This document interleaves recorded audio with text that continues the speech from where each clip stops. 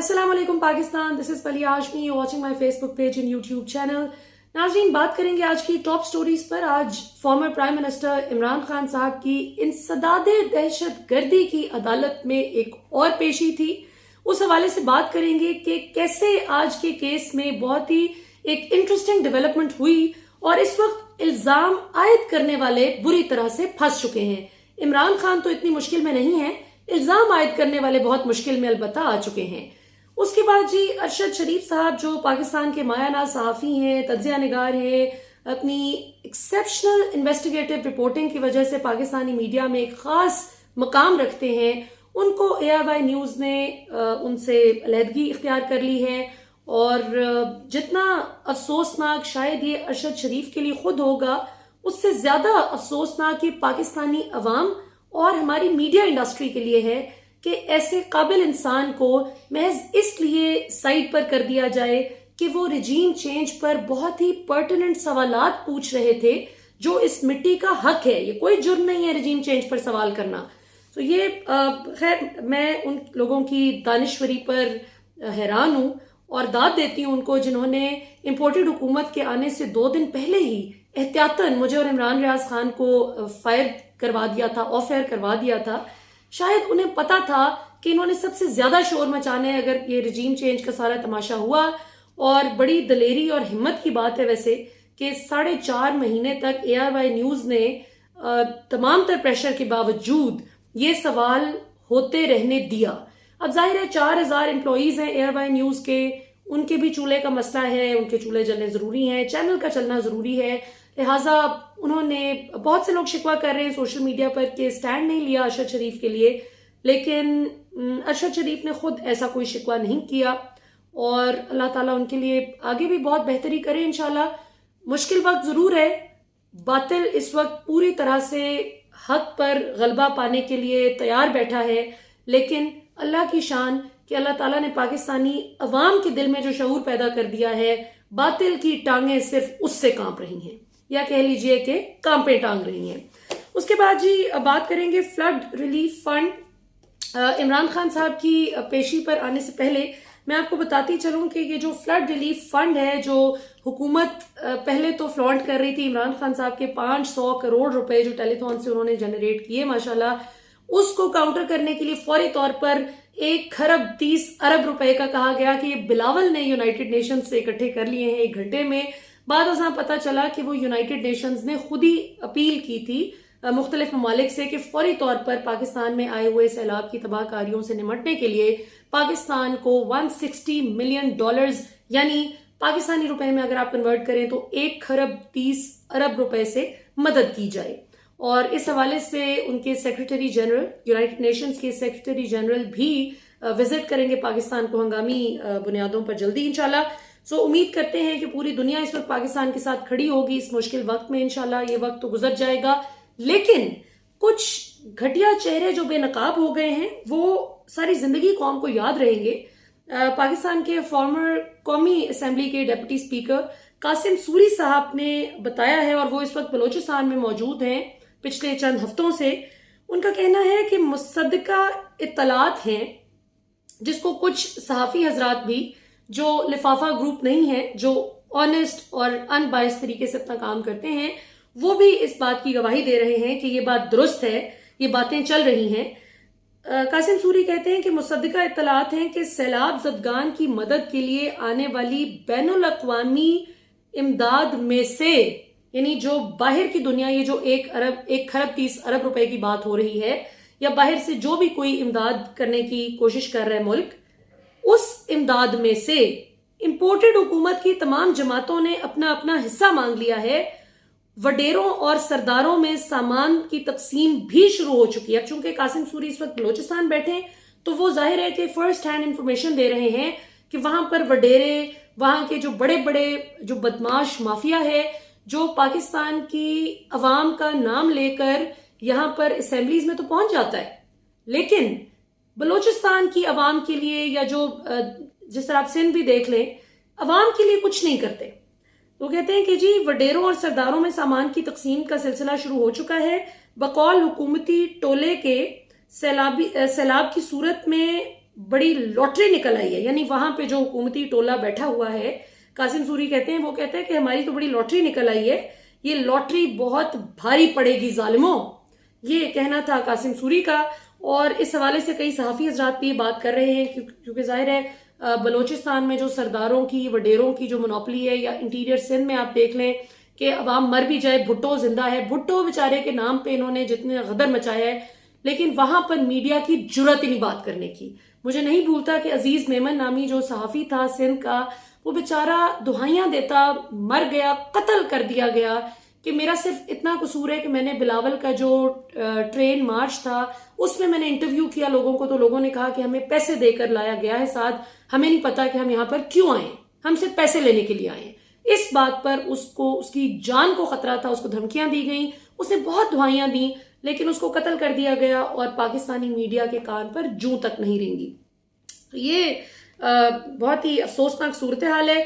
सो इमरान खान साहब की नाज़रीन पेशी पर बात करते हैं। पाकिस्तान का अदालती निज़ाम तो कुछ ऐसा शानदार है कि कल खबर आई कि 18 साल बाद जमीन का मुकदमा जीतने की खुशी में, 18 साल बाद जमीन का मुकदमा जीतने की खुशी में एक बुजुर्ग शहरी जान से हाथ धो बैठे। यानी उनको इतनी खुशी हुई, उनको अचानक से इतना उनके लिए ये शॉकिंग था ये बात, ये जानना कि मैं ये मुकदमा फाइनली जीत गया हूं। 18 साल बाद वो मुकदमा जीतने के बाद खुशी के मारे बेचारे इंतकाल कर गए। तो ये खैर से हालात हैं हमारी इस वक्त मौजूदा निज़ाम के, कि लोगों को इस हद तक बदएतमादी है इस निज़ाम पर कि कोई गम के मारे दुनिया से जा रहा है इस सफाकी को देखकर, इस नाइंसाफी को देखकर, और कोई खुशी के मारे वो ताब नहीं ला पा रहा कि है मुझे इंसाफ मिल गया। इमरान खान साहब का नाज़रीन केस पर बात करते हैं। इमरान खान साहब पर दहशत गर्दी का मुकदमा बनाकर, इमरान खान साहब पर दहशत गर्दी का मुकदमा बनाकर इल्जाम लगाने वाले बुरी तरह से फंस गए हैं। इमरान खान का कुछ नहीं गया। इसकी मैं आपको ताजा तरीन मिसाल आज की हेयरिंग से देती हूं। कल आपने देखा कि बड़ी गैर मामूली सिक्योरिटी थी इस्लामाबाद हाई कोर्ट के बाहर। पुलिस ने हर एंट्री पॉइंट पर अवाम को यही कहकर गुमराह किया कि जी आप आगे चले जाएं, अगले गेट से चले जाएं, यहां से एंट्री नहीं है, यहां से खान साहब ने आना है, यहां से खान साहब ने आना है। और इवन खान साहब को भी बाहर ही उतारा गया और उनको वॉक करके अंदर जाना पड़ा। सो ये बेसिकली सब कुछ जो हो रहा है पूरी कौम जानती है कि ये क्यों हो रहा है। सिर्फ इमरान खान को एक सबक सिखाने के लिए कि तुमने हमारी करप्शन पर हाथ डाला है तो देखो हम तुमसे भरपूर बदला लेंगे, तुमने हमारी बदमाशी को क्वेश्चन किया है तो अब हम तुम्हें बताएंगे, ख्वार करेंगे, अदालतों में तुम्हें जगह जगह फिरवाएंगे। सो ये मैं आपको जरा बताऊं कि इमरान खान साहब पर इल्जाम आयद करके इल्जाम लगाने वाले कैसे फंस गए हैं उल्टा। और इमरान खान साहब बहुत पुरसुकून नजर आते हैं, अपनी हर पेशी पर बहुत रिलैक्स्ड तरीके से वो जाते हैं और बल्कि जेरे लब मुस्कुराते भी हैं जिस वक्त उनको नजर आ रहा होता है ना कि ये कितनी अजीब बेतुकी बातें सिर्फ मुझसे स्कोर इवन करने के लिए इनको मोहरा बनाकर इस्तेमाल किया जा रहा है। जो लोग केसेस बना रहे हैं, पेशियां हो रही हैं, तो वो हंस रहे होते हैं इन पे। ये जरा सुने जी, आज जज साहब ने इस केस को, अगर सिर्फ जज साहब के एक जुमले को ही देख लिया जाए तो इस केस को उड़ा कर रख दिया है। अगरचे इमरान खान साहब को इस केस में इंसदाद दहशतगर्दी की अदालत से जमानत मिल गई है 12 सितंबर तक, लेकिन जो ये जज साहब ने आज सवाल कर दिया ना प्रोसिक्यूटर से, यानी जो इल्जाम आयद करने वालों का वकील है, वो उस पर खत्म हो जाती है बात। जज साहब ने पूछा कि दहशतगर्दी की दफात जुर्म सरजद हुए बगैर भी कभी दर्ज हुई है। यानी आप किसी पर दहशतगर्दी का इल्जाम लगा दें, इतनी खतरनाक दफात के तहत मुकदमा दर्ज करें और दहशतगर्दी का कोई वाकया ही ना हुआ हो जिसकी बुनियाद पे आप ये मुकदमा दर्ज करें। आपको बताना होगा, ये वकील से पूछ रहे हैं, आपको बताना होगा कि इमरान खान से कौन सी क्लाशनकोफ बरामद की गई, कौन सी खुदकुश जैकेट पहनकर इमरान खान ने हमला किया। इस फर्ज शनास अफसर ने, जिसने इमरान खान के खिलाफ ये पूरा मुकदमा बनवाया है, इसने इससे पहले कितने दहशतगर्दी के मुकदमे दर्ज किए हैं। इमरान खान साहब की दहशतगर्दी केस में ये जज साहब ने आज प्रोसिक्यूटर से सवाल किया है। इल्जाम लगाने वालों के वकील को बहुत बुरी तरह से काउंटर कर दिया। अब आप मुझे बताएं कि जब अदालत में इस लेवल का रिकॉर्ड लग गया है इनका, जितनी इस लेवल की तजलील हो गई है इनकी, इनको तो अब समझ ही नहीं आ रही, इनको तो अब वे आउट कोई नजर ही नहीं आ रहा कि हम निकले कैसे इस केस में से। इनका ये ख्याल था कि इमरान खान को, शहबाज गिल को जब उठाएंगे, शहबाज गिल की फेंटी लगाएंगे, वो कुछ बोल देगा इमरान खान के खिलाफ, जैसे तैसे कोई केस बना लेंगे। वो ना हो सका तो जबरदस्ती शहबाज गिल के घर छापा मार के उसको हथकड़ियां लगा कर लेकर जाके चीजों को उलट पुलट के दिखाया कि देखें जी ये पिस्टल निकल आई, फलां चीज निकल आई। शहबाज गिल ने कहा ये तो मेरी है ही नहीं, जो मेरी लाइसेंस शुदा जो असलहा है उसका लाइसेंस मौजूद है, लेकिन ये पिस्टल मेरी नहीं है, ये जो आप सैटेलाइट फोन निकाल रहे हैं ये भी मेरा नहीं है। इसीलिए आपने देखा कि पिस्टल वाले केस में शहबाज गिल की जमानत मंजूर हो गई। लेकिन अब मामला ये है कि जब किसी तौर भी इमरान खान को नाअहल नहीं कर सके, इमरान खान पे कोई गद्दारी का मुकदमा नहीं साबित कर सके, इमरान खान को किसी भी तरह से जब ये नॉकआउट नहीं कर सके, तो अब इनके पास अब समझ नहीं आ रही, और इनके जो इनर सर्कल्स हैं, जो इनके बहुत ही बावसूख जराए हैं, वो ये बताते हैं कि मुकदमा दर्ज करने वाला भी कहता है कि मैंने अपनी मर्जी से नहीं किया, ये मुझे कहा गया तो मैंने किया, वरना मैं क्यों करता। मैं तो इस काबिल ही नहीं रहा कि मैं लोगों को जाके मिल सकूं, मैं किसी को मुंह दिखा सकूं। मेरे तो जो जानने वाले लोग हैं, मेरे जो अपने दोस्त अहबाब हैं, वो मुझ पर लान तान कर रहे हैं कि तुम्हें इमरान खान ही मिला था दहशतगर्द डिक्लेयर करवाने के लिए, ये तुमने किस किस्म का भोंडा सा मुकदमा बनवाया इमरान खान के खिलाफ। तो वो सफाइयां देता फिर रहा है कि मैंने अपनी मर्जी से नहीं किया, मैं बहुत मजबूर था। यानी जो शहबाज शरीफ दुनिया भर में जाके पाकिस्तान की तस्दील करवा रहे हैं कि मैं आया हूं तो आप समझ रहे हैं कि मैं मांगने आया हूं, मैं मांगने नहीं आया, लेकिन मजबूरी है। तो ये किस किस्म की मजबूरी है कि जहां पर एक अकेले इमरान खान को नॉकआउट करने के लिए पूरा निजाम अपसाइड डाउन हो गया है, लेकिन कुछ मिलकर नहीं दे रहा कि इमरान खान को किस तरह से, किस बुनियाद पर नॉकआउट किया जाए। तो कुछ शर्म करे, ये अरशद शरीफ को अफेयर करा देना या हम लोगों को अफेयर करा देना, या इमरान रियाज खान को भी प्रोग्राम 2 बार उनका बंद करवाया। एक तो मेरे साथ ही उस शुरू में बंद हुआ था इंपोर्टेड हुकूमत के आने से 2 दिन पहले, और उसके बाद एक्सप्रेस न्यूज पर इनको प्रोग्राम करते हुए 3-4 हफ्ते हो गए थे जब दोबारा से अफेयर करवा दिया। या इमरान खान पे दहशतगर्दी के इस किस्म के भोंडे मुकदमे बनाना, बोगस केसेस बनाना जिनमें कोई जान ही नहीं है।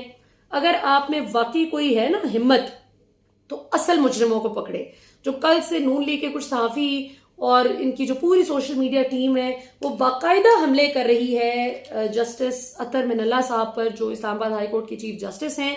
उनको बुरी बुरी गालियों से नवाज रही है, और बदकिस्मती की बात यह कि उन अकाउंट्स को मरियम नवाज खुद फॉलो करती हैं, वो भी पकड़े गए। तो इनको पकड़े। मरियम नवाज ने कल कहा कि तराजू सीधा नहीं है, यानी जिस बनाना रिपब्लिक में जमानत पर गलत बयानी करके निकले हुए जेल से मफरूर मुजरिम तय करेंगे कि इंसाफ का पैमाना और इंसाफ का तराजू ठीक है या नहीं, वो मैकेनिक बनकर फैसले करेंगे, तो इंसाफ का तराजू ऐसा ही होगा। और सबसे बड़ी बात ये, और एक तो बात ये कि क्या ये तौहीन अदालत नहीं है कि इस्लामाबाद हाई कोर्ट को ताने दे रही है मरियम नवाज। कहाँ तो जज जेबा के एक इंसानी हमदर्दी के बुनियादों पर पूरा ना उतरने वाले फैसले पर जो इमरान खान ने तनकीद की थी, कहां तो उस पर तौहीन अदालत लग जाती है इमरान खान पर, जब वो कहते हैं कि हम कानूनी कार्रवाई करेंगे। जो पूरी दुनिया में लोग कहते हैं कि I see you in the court, इस तरह से तो पूरी दुनिया पे आपको लगा दें, दहशतगर्दी का मुकदमा बना दें कि किसी ने कहा है कि I see you in the court. Imran Khan ने भी वैसी ही बात की थी, तो उन पर तो दहशतगर्दी का मुकदमा बना दिया। लेकिन यहां पर जो मरियम नवाज जेल से जमानत पर आई हुई, गलत बयानी करके किस तरह से बबांगे दोहल पाकिस्तान की अदालतों पर डायरेक्ट अटैक कर रही हैं, लेकिन कोई तौहीन अदालत नहीं हुई। गालियां बकी जा रही हैं इनके सोशल मीडिया टीम से, लेकिन कोई तौहीन अदालत का मुर्तकिब नहीं हुआ। तो ये डबल स्टैंडर्ड्स नहीं होने चाहिए। पूरी पाकिस्तानी कौम देख रही है कि इस वक्त क्या हो रहा है, और मैं उम्मीद करती हूँ कि इंशाल्लाह इस्लामाबाद हाई कोर्ट की चीफ जस्टिस अतर मिनल्ला किसी किस्म के प्रेशर में बखल नहीं करेंगे और वो मेरिट पर फैसला देंगे जो बनता भी है। अब पाकिस्तानी कौम बहुत बाशऊर हो गई है अल्हम्दुलिल्लाह। अब ये शाम 7 बजे से लेकर रात 11-12 बजे तक जो भी मीडिया फीड करे अवाम को, वो नहीं सोचती। अवाम अब अपनी अकल इस्तेमाल करके खुद देखती है ग्राउंड पे कि चीजें हो क्या रही हैं, और मीडिया किस किस्म की गलत बयानी करके अपनी एक बदमाशी जो है वो एक्सरसाइज कर रहा है। सो अब आगे देखते हैं नाज़रीन क्या होते हैं। इंशाल्लाह आपसे अगले प्रोग्राम में फिर मुलाकात होती है। पाकिस्तान हमेशा जिंदाबाद।